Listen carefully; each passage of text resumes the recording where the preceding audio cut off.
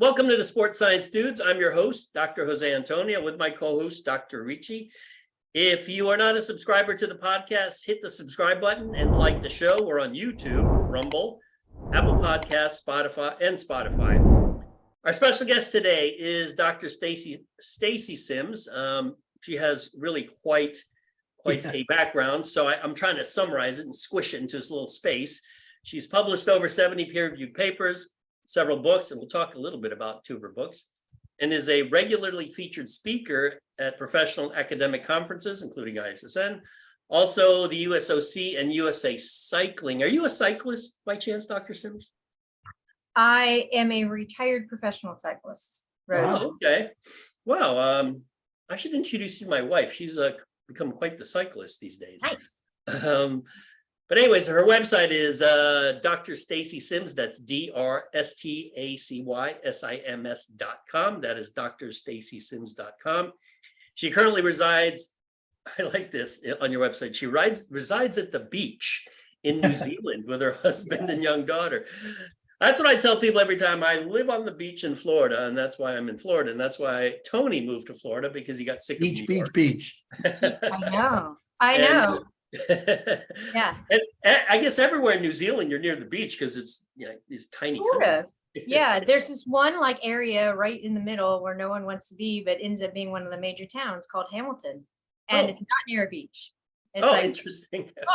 It can't be a long ride though, right? About how far by car?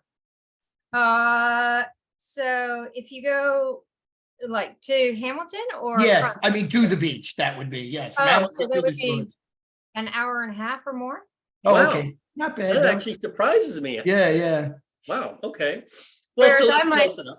I'm like, I am 800 meters away from one of the surf beaches. What do I want to do? Oh, well, then, hey, you got it made there. Yeah. Recently, you're the lead author. You penned the ISSN position paper on female athletes. It's immensely popular. Also, you are the author. Let me get this.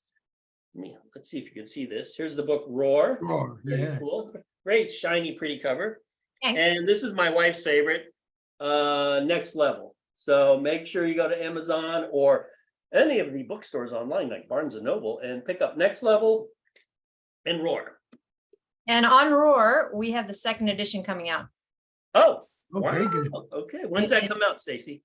in the next 6 weeks. Wow, that's super soon. I know. You are the They're working on you're the book publishing queen. it. All right.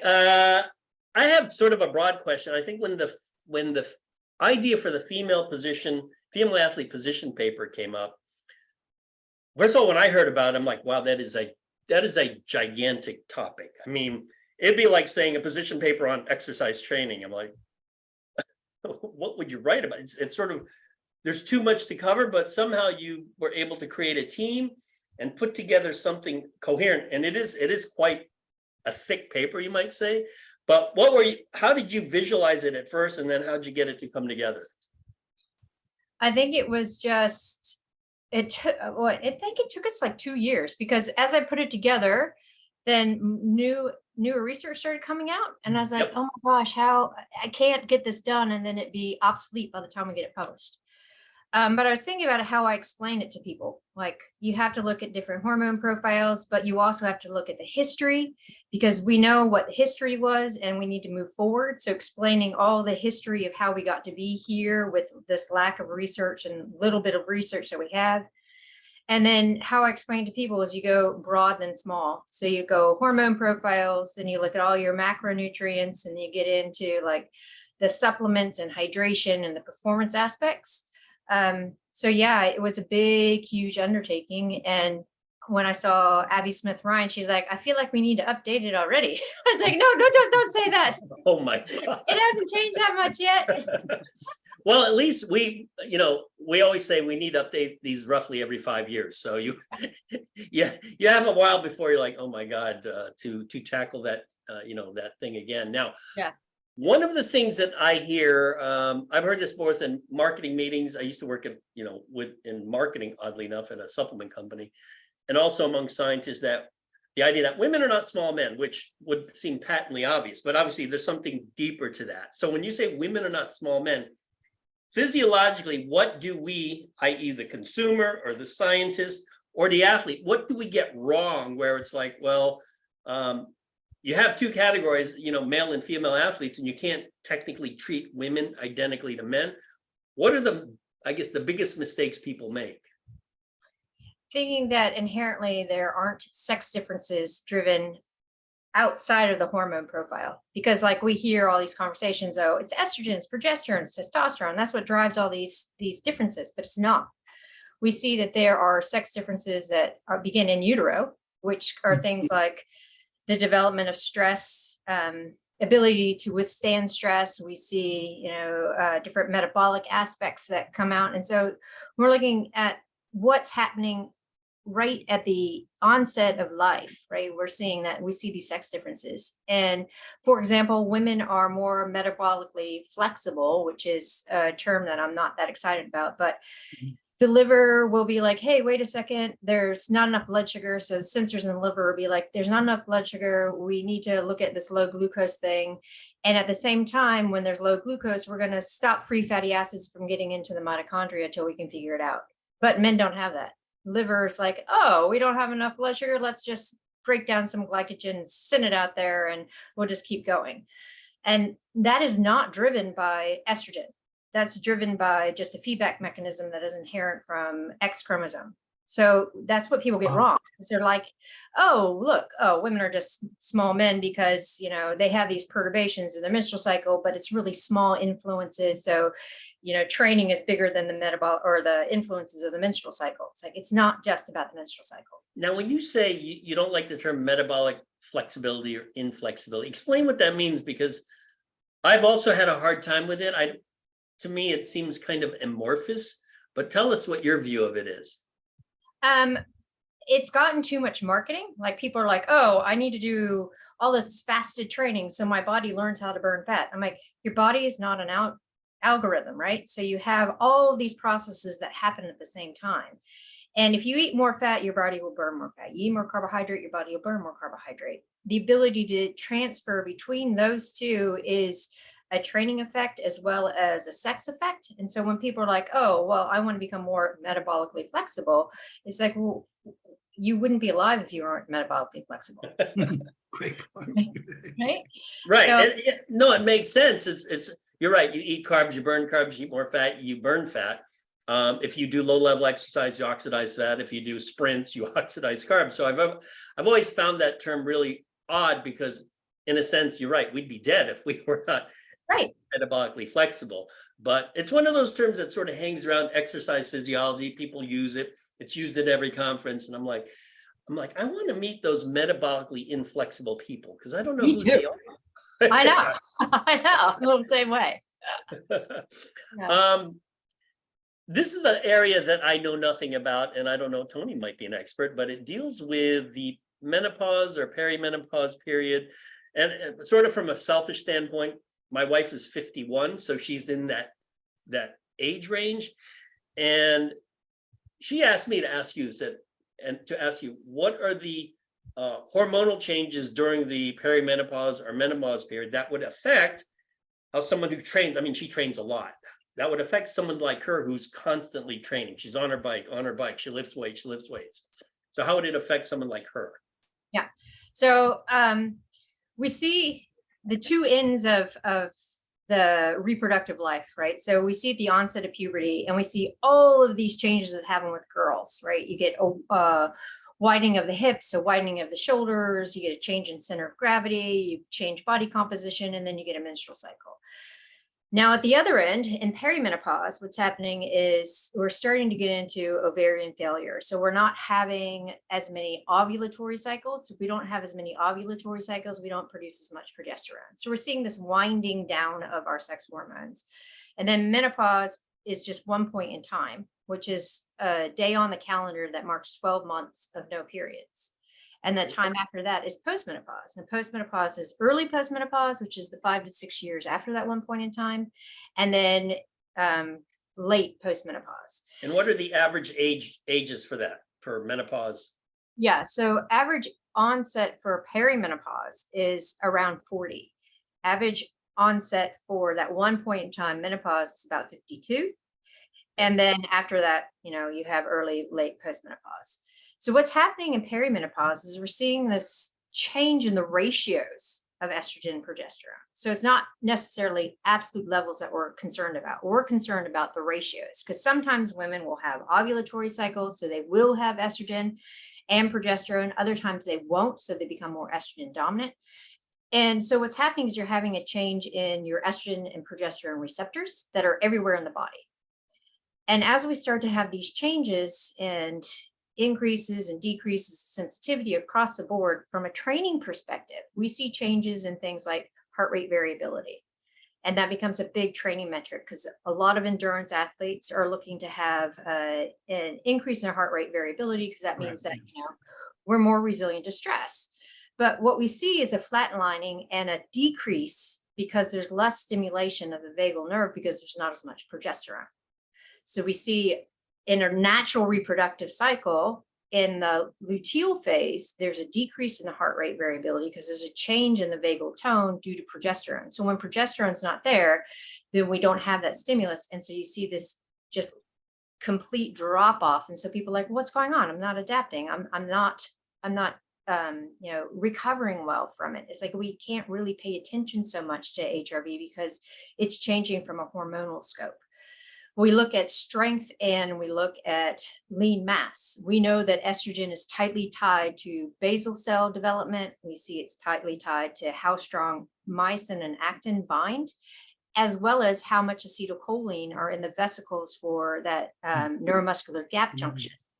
So when estrogen starts to change and we have a change in the receptors, we start to see this decrease in lean mass, a decrease in strength, a decrease in power.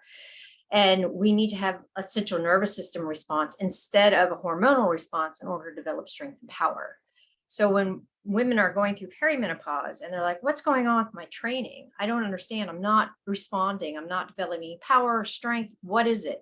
So we have to really look at changing up the kind of training that we're doing, because we're trying to find an external stress that is going to cause a stimulus and an adaptive response the same way those hormones used to support. And the best way I can explain it is the difference between doing hypertrophy type training, where you're doing the 10 to 12 reps, maybe 3 or 4 sets, where we have to go back down to the power-based training. We have to do true power-based training, because it's not so much about splitting fibers and getting, increase in lean mass that way, but we're looking at central nervous system response, where the central nervous system is now, holy shit, that was a really strong stress. I have to be able to recruit more fibers. So that means I need more acetylcholine. I have to have a stronger myosin binding to that actin. So I better make sure that I get a stimulus to increase the way that that myosin binds to actin. So these responses are more central nervous system driven and not estrogen driven. This is fascinating. So basically, Dr. Stacy, we're just going back to the basics of compound movements, a little bit more load for the neural drive, and that is the primary objective, as compared to not that there would be anything wrong with adding some muscle isolation or small bodybuilding movements, but in the absence of that, we're going to significantly lack that ability to upregulate everything accordingly, right? This is fascinating. Yeah.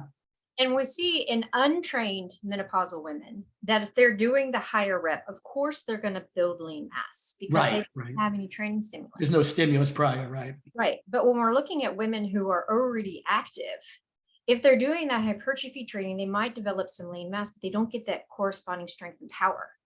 And if they're already active, they're not going to lose as much lean mass as someone who's inactive. So when we're looking at women who are trying to improve their performance potential and keep racing and keep performing well, they have to have that power-based training, not only in strength, but also in endurance.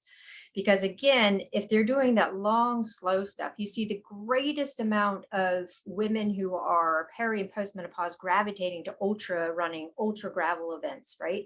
Because the body is now really good at going long and slow.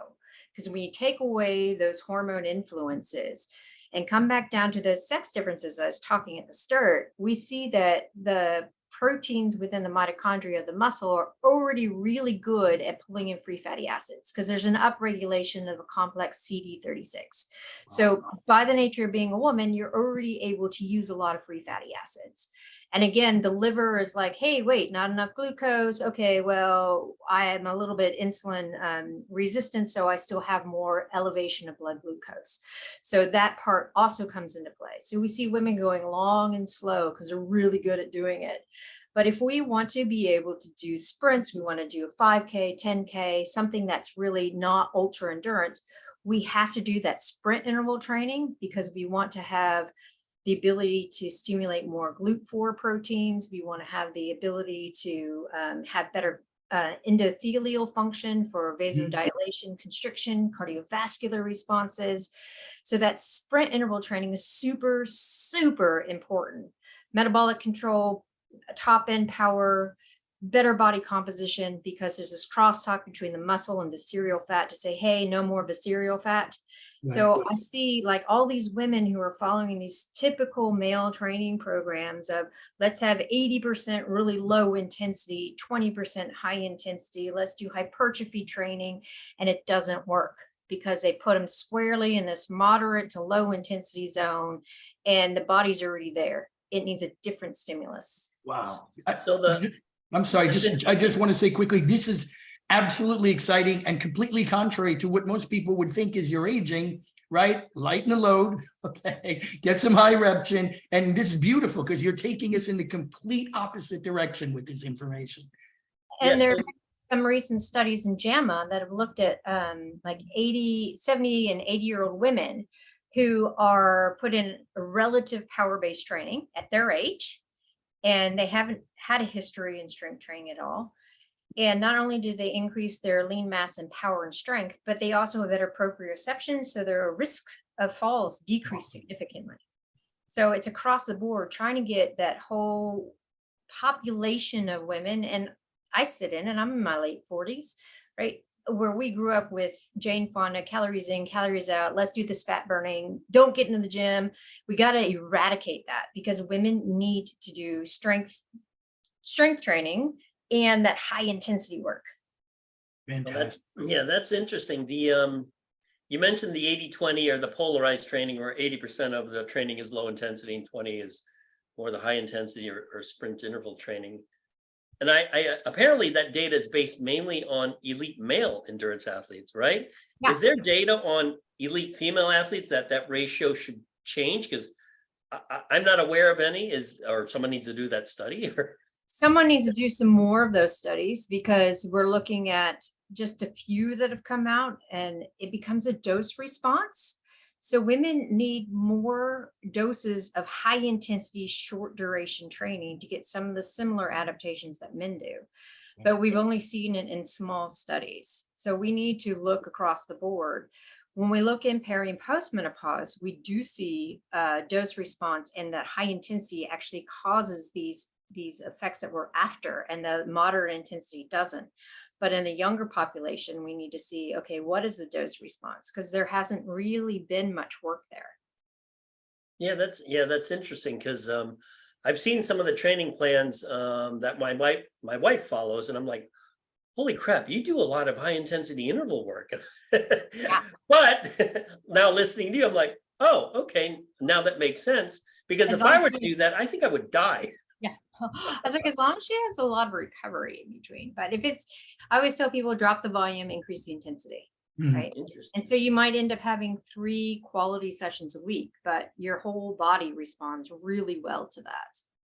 What's your view on plyometric training, if that's better or the same? Because obviously changes in bone mineral density, particularly with women, I mean, it might decrease with age. Do you view that sort of on par with resistance training, or it's just a different stimulus? What are your thoughts? I love it. It's really important. So again, we are losing that ability for power generation. So just a little bit of plyometric work really complements the resistance training. And then like at the ISSN conference when Tracy Clissold was talking about jump training, and landing differently. If we're doing a set of plyometrics and then we're also hitting that multi-directional jump aspect, then that improves bone mineral density. Right. And one of the caveats though in perimenopause, because we're losing estrogen, women start to have pelvic floor dysfunction. So they're afraid to jump. So we have to kind of reteach pelvic floor function with the plyometrics. But with sore joints and stuff, other people are like, oh, I can't do it. I was like, well, we can look at other explosive movements. We can do upper body plyo stuff. We can do battle ropes. We can do a whole bunch of stuff that's not just box jump or jump training, but all of it is super important for bone and getting that power and maintaining that whole structural aspect of performance improvement. I mean, this is some information you could take, Tony, with some female fighters. Absolutely. Yep. I mean, the way you might train them might be different from some of the male fighters you work with. Yeah, and there are cases where we do, but I still think when you look across the board, generally the variation in the qualities that the female fighter possesses varies as much as the male. You if you watch, you do have some women that are deemed an Amanda Nunes, right? Ronda Rousey was very explosive, very powerful, very strong. And they have wonderful tanks too. But then you have others that, a woman I worked with for a long time, Caitlin Chukagian, an outstanding endurance athlete. So we tried to do exactly what Dr. Stacy's saying, and in hindsight, I feel better about it, but a lot more of the explosive work, trying to get that central nervous system to coordinate at a quicker rate, right? Because those endurance athletes have that low firing rate of and we really had to boom, boom, try to increase that. And I'm wondering too, is some of that just part. I know it's multifactorial when you talk in terms of this, but does fiber type play a role in this? Like, is there a greater propensity for a more type 1 in the female, which would then also facilitate substrate utilization and also, maybe potentially make them better at the 80-20? Is that one variable that's involved here? So it's kind of a myth about fiber, type 1 fibers being more accumulative in women. So we look, that's okay. Yeah. So it's a training effect, really. So right. Yeah. What's her name? I just blanked. There's a biomechanist out of UVA who is really going after looking at sex differences in the models that we use. So if we're looking at the volume of muscle and the way that muscles are being used, especially for doing 3D capture, that again, it's all based on male data. So this is where a lot of that information about how are we training women for explosiveness coming, and we're looking at data capture and it being compared to male data, and especially things like fiber type and how that's affecting motor patterns. Yeah. So she's right now creating a whole data set just based on women and finding things like, well, yeah, there are more hamstring injuries in men than in women because the volume of the hamstring is actually greater in women because it has to counteract that quad dominance. But that's not actually picked up on a lot of things. So that was kind of a side effect or a side tangent, but something interesting. Yeah, this is cool. Really fascinating. I like this adage here, and I want you to comment on how women view lifting heavy shit. You gotta lift heavy shit with age. Number one, how much strength if you get untrained versus trained women, how much strength do they lose each decade? I guess let's start at age 30 or 40. And what are the hurdles in convincing women that, and Tony and I've heard this ad nauseum, I don't want to get big. And it's hard for guys to get big, except Tony. Tony can put on muscle pretty easily, but it would be hard for me to get big, yet these women is like, I don't want to get big. I don't want to get big. I'm like, you won't get big. How do you educate women to convince them that you're not going to become gargantuan? I know, it's so hard. I struggle with that all the time. We know that there's a 5 to 10% decrease in lean mass per decade after the age of 35. And we're looking at, what do you want to do when you're 80? Do you want to be able to carry your own groceries, or do you want to be stuck in a wheelchair in assisted living? And if you don't want to be stuck in a wheelchair in assisted living, you have to think about strength training, like everything that you're doing.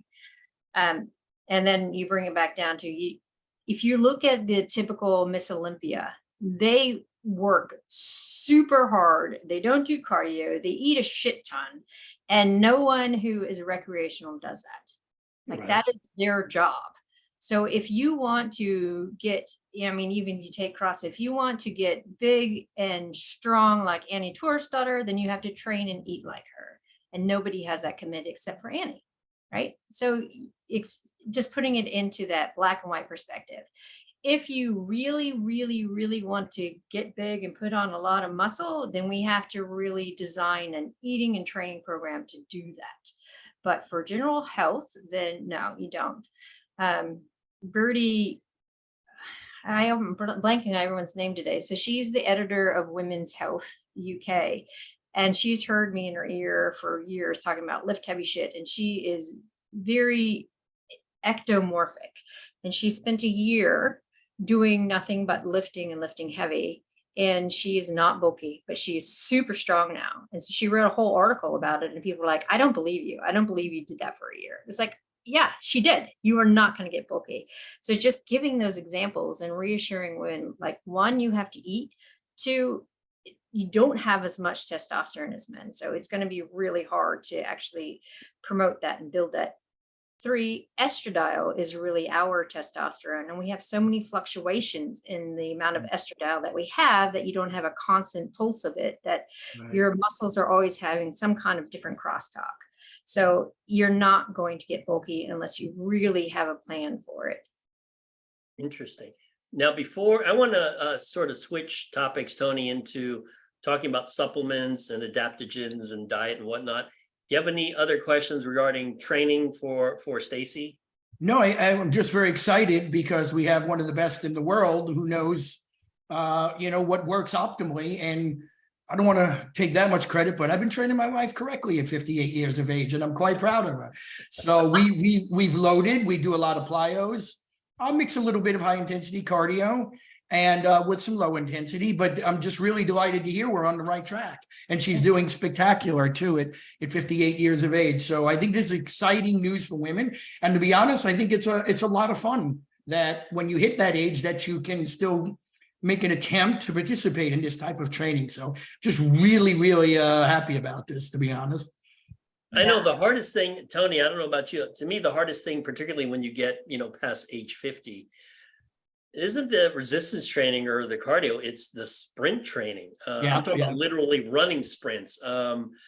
It's just sort of a funny side story.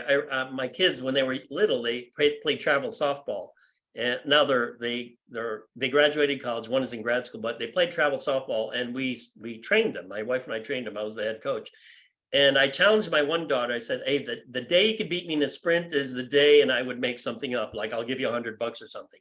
So she was 11 years old. And I said, come on, Brookie, we're going to race. She's like, okay. I mean, she doesn't even have to warm up at 11. So we're racing and I'm thinking, oh my God, I'm actually trying my hardest to beat her.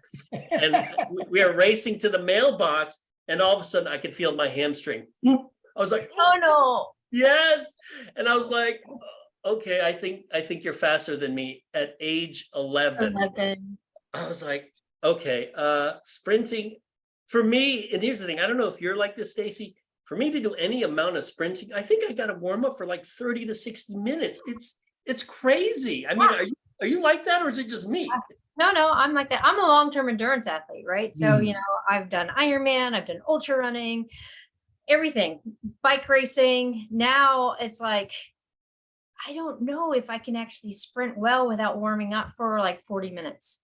It's crazy. Well, Florida is a warm up. That's the good news. That's true. And I'm proudly just going to say, Stacy, and I'm going to brag a little bit. So today is Friday. Wednesday was 10 200s and 15 100s. And I felt outstanding at 58 years old.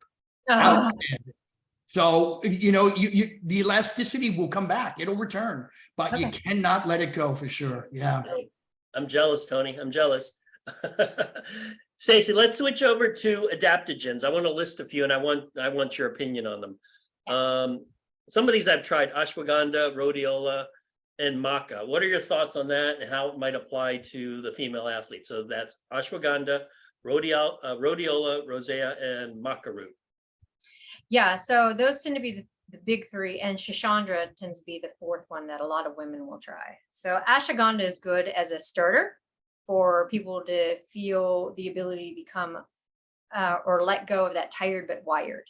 Because so many women get into this tired but wired scenario when they're peri into postmenopause because their baseline cortisol is elevated and they have a lot of difficulty sleeping. So if we're using ashwagandha that can counter the receptors of cortisol to have just enough to get a little bit of stimulus, but not enough to keep them in that sympathetic drive, then all of a sudden they're like, oh my gosh, I can sleep better. I feel better. I can counter stressful situations. The only thing with ashwagandha is we also start to see more thyroid disruption in perimenopause, and ashwagandha can interfere with that. If we think about rhodiola, it's one of my favorites because it also is really good at increasing parasympathetic drive and allowing people to withstand more of the life stress without really freaking out. It's also really good for jet lag. Take note, Jose, that, jet lag in the Philippines. Really, good. rhodiola is. Rhodiola is fantastic. Rhodiola with L-theanine. If you use those two and you use them a half an hour before you're supposed to be asleep, then you're out whatever time zone. So that's a side note. Okay. And then maca, it's all right. It's not my fave because it works in some people and it doesn't work in others. That's why it's like, oh, schisandra is really good. So schisandra, because so many women end up with brain fog, and I'm kind of like, I forget people's names and that kind of, as you've noticed, schisandra is really good at bringing in the focus and getting rid of the brain fog. So I often have people start with ashwagandha and schisandra, and if that doesn't quite work for them, then I'll switch out the ashwagandha and put in rhodiola and schisandra. Because those two tend to really hit the whole tired but wired and then give focus to get rid of that brain fog. And what about traditional, Tony, do you have a question? I want to ask about some of the more traditional. No, just sounds excellent advice. Just particularly women that are doing more, in our age category or younger, Dr. Stacy, of course, but anything with complex motor skills. Still, this sounds like those supplements could be of great value too for both activation, but that nice level of balance, sympathetic para, but yet alertness too. So these are things I'll consider because I still have women that I'll train with occasionally who are kickboxing, boxing, and again, motor skill applications are a little bit more complex than just running or cycling. So these supplements seem they may be of value under those circumstances. Yeah, we have a cheat sheet on all the adaptogens that you can download off our website. Okay, great. So, yeah, if you can't find it, let me know and I'll email it to you. Very good. Okay. Thanks, Stacy. How about some of the traditional supplements when students take their typical undergrad exercise science or undergrad sports nutrition course, and we're talking about the chapter on sex differences, male versus female. The one supplement that always seems to come up, even though obviously there's got to be sex differences elsewhere, would be iron because of your menstrual period. Mm-hmm. What are your recommendations with an iron? And then the other one would be calcium. Yeah. So what are your thoughts on those two? So iron is really finicky because people are like, oh, I'm really tired and I think I'm low on iron. So they'll take an over-the-counter supplement. And if you're not dosing it properly, it'll make you worse. So a lot of women will they'll get their iron tested. They're sitting at the low end of normal, but doctors won't do anything because they're like, oh, you're in the normal. But a lot of times that's too low for most people, especially active women. We know that there is a menstrual cycle response with hepcidin. So hepcidin is the hormone that regulates iron. Well, actually, when it's upregulated, your body can't absorb iron from the gut very well. It's elevated for 3 to 5 hours after each training session, and it's elevated after ovulation because the body's in a pro-inflammatory response. And with inflammation, hepcidin upticks. So when we're looking at people who are trying to get out of low iron stores, we're like, okay, on the first day of your period, you take iron, primarily carbonyl iron, because it's the highest bioavailable iron. Take it on the first day of bleeding, take it every other day until ovulation, but you want to take it either first thing in the morning away from training or at night away from training, because we're trying to work with hepcidin. When people are doing that within 3 cycles, they're like, wow, my ferritin is up. I feel great. But people don't know how to dose it properly, especially if they're not under the guidance of someone. And even some physicians are like, here's your iron supplement. And they don't tell them, even regardless of menstrual cycle status, that you need to take it every other day. Because if you take it too often, then your body's like, whoa, too much iron, and hepcidin comes up, and it's a moot point to use it. When we talk about calcium, calcium is interesting because we see a lot of the calcium supplements, they don't do anything. So we have to really look at what are we doing from a calcium intake standpoint. And we want to use a lot of real food. And even leafy greens have calcium. For women who are predisposed to stress reactions and stress fractures, we see that taking one of those 1,000 milligram Tums calcium carbonates before impact training helps reduce the stress reaction response and can improve bone. So these are 2 things that people don't really realize because they're getting their information from physicians or they haven't really dug into the research. So those are the 2 big things that we need to really kind of emphasize out there about calcium and iron. So when people talk about, hey, you got to take calcium to maintain bone mineral density, that isn't entirely true. No, because we look at a lot of the studies, if you're just taking calcium, it doesn't do anything. Right. You need to have vitamin D, and you also have to have estradiol. So one of the things, like when women are in an amenorrheic state and they're losing bone mineral density and they're told to take calcium, and maybe sometimes they're told to take vitamin D, it doesn't do anything. And explain to the audience, because if you go back 10, 20 years ago, a lot of people were, I guess, selling or recommending that you take supplemental antioxidants. And now data is coming out that says, maybe you should just get it from your foods. And if you take it supplementally, it doesn't do good things. Tell us what happens when you take these antioxidants supplementally. Well, I always say that we're not as smart as nature. So if you're looking at a food source of antioxidants, there's things within the food that make the antioxidants work. When you're taking high doses of supplementary antioxidants, it can actually impede adaptations to exercise because we need some oxidation, just the same as we need some inflammation to get adaptation.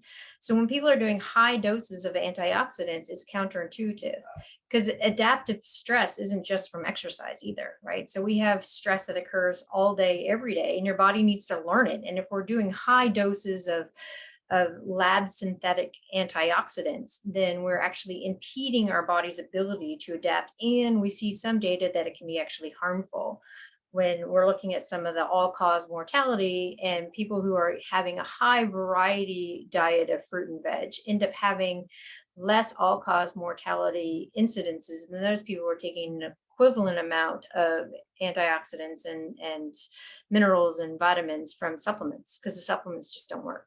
Yeah, does the supplemental antioxidants, and I haven't read this literature in a while, but does it impede mitochondrial biogenesis? Is that one of the harmful side effects? Yes. Which of course would, for an endurance athlete, that's like a death knell. Yeah, exactly. Yeah. Yeah, you definitely don't want that.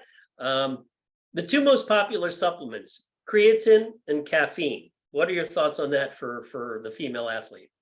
Creatine is essential. It's a nutrient that every woman should be taking, right? Yeah. And yet it's hard to get people to take it. It's hard to get women to take it. It's crazy. Personally, I've pushed my social media and I've done so much in the past year trying to get women to understand that creatine is not a bodybuilding supplement, that, it's not harmful. It's essential for brain health. We see clinical studies where people are in severe depression and they increase creatine use and they don't have to use SSRIs because it pulls them out of depression. Why? Because it's so essential for brain metabolism. I have my athletes who have a lot of GI distress use creatine because it increases the mucosal lining integrity. So then they don't end up with GI distress as they're exercising. We know that women have 70 to 80% of the stores that men do. So just by supplementing with that 3 to 5 grams a day improves muscle function, improves brain health, improves cardiovascular health, gut health, all of these things. And there's so many women now who are on some kind of exclusionary diet, so they're excluding some kind of food group, which then decreases the ability for your body to pull in creatine from dietary sources. Yeah, so creatine super, super important for health. And then you can also look at it from a performance standpoint too. Like if you want to do your traditional dosing without carbohydrate, that significantly improves muscle function. So yeah, can't say enough good things about creatine. Yeah, I And love then- it. I'm sorry, 3 to 5 grams seems sufficient, Dr. Stacy, on that? Absolutely. Okay, yeah. Yeah. Wait, for the further, because we don't have a lot of thoughts, and I don't think we look too much at the potential disparity in needs between men and women, and the dosaging has been relatively just constant across the board. So, Yeah. I mean, but obviously body weight and full body size, total body size is a variable in that I think we discount all too often and just say, well, if you want the neuroprotective benefits, you got to take 10 grams. But if you weigh 99 pounds or 100 pounds, obviously you wouldn't need that high dose in men. Yeah, Yeah. I can't do the 10 grams. Yeah. I have a conversation a lot with one of my friends who's a vet. And she's like, I don't understand dosing in humans because as a vet, I have to be really super specific about the breed, the body weight, the Right. body composition, and be really specific amount of medication or whatever I'm doing. But for humans, we're like, yeah, whatever. Yeah. You're a 180-pound dude. You have this amount of gabapentin, and you're a 120-pound woman. You have the same amount. It's like, Exactly. Okay, I want to tackle, we have about 10 minutes left. I want to tackle issues of gut health. So sort of a broad question, what are the benefits of having a healthy gut microbiome, and what can we do, male and or female, to ensure that our gut microbiome is healthy, and what are the nice downstream effects of that? gut microbiome, super, super important, right? We see that it is, I think I read somewhere that we have more gut bacteria than we have human cells. Is that crazy? Yeah, That's I know. crazy. So super important to take care of that. And we want a massive amount of diversity because it feeds forward to good metabolism, brain health, all of the things, right? And we also want to decrease the obesogenic aspect of the gut, right? So if we have less diversity, then we end up with more of an obesogenic gut, which increases our body's, putting on body fat. So one of the key things that happens in perimenopause, because I'm going to go back to that, and we see it in aging men too, is this decrease in diversity. Now, specifically in perimenopause, we start to see an increase in body fat, especially the visceral fat. And we're seeing more and more research coming out because it ties to the estrobiome. So we know that sex hormones are metabolized in the liver, and they're wrapped and conjugated, with sex hormone binding globulin, and then excreted into the gut through bile. And they're unbound and then shot back out into circulation. So when we are starting to lose our sex hormones, we have a decrease in the diversity in our gut microbiome because we don't have as much of that conjugated sex hormone coming into the gut. So we have a decrease in the diversity, and we see an increase in what we call the Firmicutes phyla. So that is the obesogenic phyla, because there's this lack of sex hormones coming in. So then the bad gut bacteria comes and pushes it up. And it's a combination of higher cortisol. It's a combination of changes in estrogen levels, as well as insulin sensitivity. So we see this huge decrease in diversity. So this is one of the reasons why women who are in peri and early postmenopause have body composition changes, mood disorder, just a lot of the signs and symptoms of it. So increasing the diversity is super important. We're talking about, taking more of the Japanese approach, where most of your food is really good fibrous fruit and veg, and then you're accenting with meat. But I don't want people to downplay the protein aspect, because protein is super, super important as well for increasing the diversity, and then also lean mass and all the other things. I can't say enough about gut microbiome because it's so important and so often overlooked. Because I'm an expat and I live in New Zealand, right? The grocery stores are completely different. And my husband and I went into one of the local giants outside of DC. Walking up and down the aisles is like, there is so much food here that's not food. Like, it is incredible how much shit food there is available. And none of that is going to help health. like all these prepackaged, and it's just crazy. Like you walk down one of the aisles and there's no food. And I'm like, no wonder 73% of Americans are overweight or obese, because, you know, the food industry is not helping at all. But it is very pretty packaging. It's beautiful. Quite And I'm colorful, like, dude. ooh, let's look. May I ask one thing quick?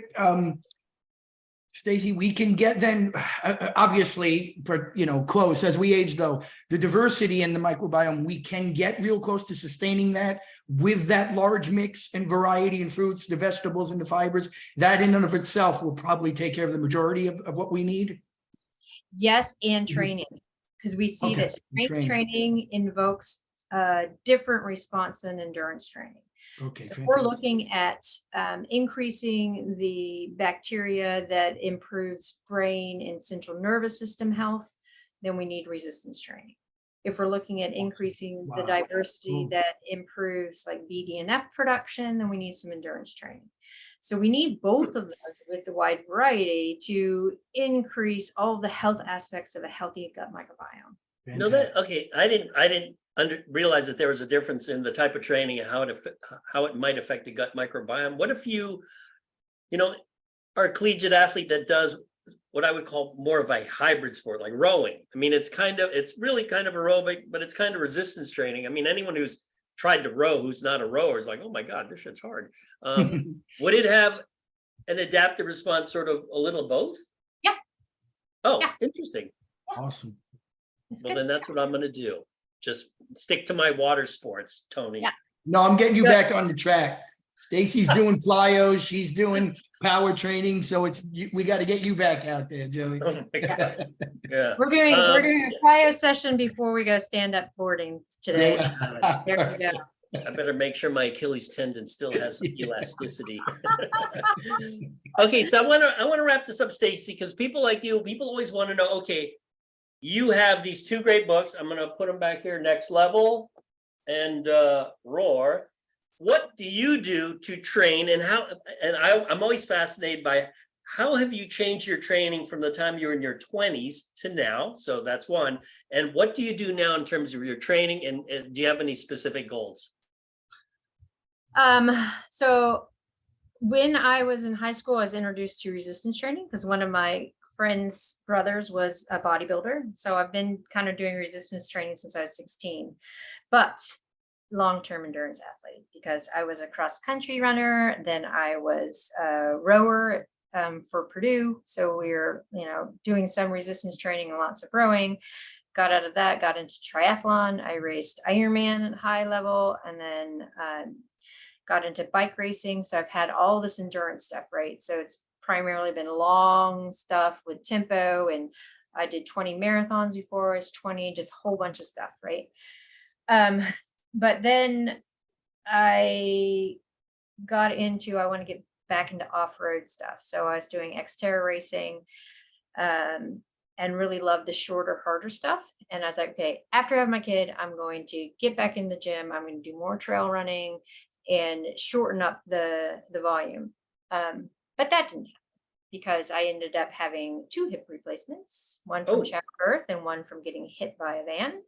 And realized that, you know what, my body and time doesn't work that well. So now I am lifting heavy shit 3 to 4 times a week, doing high intensity stuff, but my soul food is gravel racing. So I love riding gravel racing. So this big 7-week trip that I've been on, I've been using hotel bikes, with the 3 gears.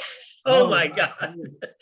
How heavy is that? Like I rode up to West Palm from Fort Lauderdale on one of those. That's gotta, for a cyclist, that's got to be like sheer torture to be on one of those bikes. It is. It's like pedaling a Harley Davidson, no? It is. It's so heavy. And the only thing I can think of, leg press, leg press, leg press, leg press, leg press. Oh, that's true. Yeah. You're like leg pressing for like 10 miles or something. I know. Crazy. So my mentality of how far can I go has now changed to how hard and fast. And I'm on this motivated aspect to be able to jump, because I've had a long history of not doing plyo stuff, right? It's all just been long, slow stuff. I've kept the resistance training all the way through, even when I was bike racing and my coaches are like, you need to stop being in the gym. It's interfering. I'm like, look, I'm a hill climber. I need the strength. Yeah. So I've changed. That's good. That's good. Again, I want to mention your book, Roar, and your most recent book, Next Level. Tony, if you have any final words for Dr. Stacy Sims? Just some closing thoughts. I mean, it's really great to speak with you because, you know, I've read much of what you've done. And of course, know of you, follow you on Instagram and all. And these are just really exciting and I think optimistic messages that people hear is it's not only what they should do, but that they can do it much later into life. So great message for men and women, by the way, not just the ladies. This carries over for everyone. It's great, Stacy. Thanks. I'm happy to say that after 25 years of trying to get my older sister into the gym, she is now a regular lifting person. Awesome. Wow. 6 months now. I'm Awesome. so proud of her. Well done. That's great. That's great. Well, hey, Stacy, wait, which island are you on right now? Oahu. Oh, Oahu. Okay. They have some really great Filipino restaurants there, by the way. So, so hey, thanks for coming on the Sports Science Dudes. Enjoy your time in Hawaii. It's oddly enough, it's my favorite vacation spot. I like going from subtropical to tropical. People. I believe you. I know. I've been making the summer rounds here. I was like, I don't want to go back to winter. Are you kidding me? That's right. That's right. But thank you so much. It's been a great hour. We've learned a lot, and I'll be posting this podcast in a day or two, and I'll make sure I tag you. And so, hey, it's been a great conversation, and we appreciate your time. Thank you so much, doctors. Thank you.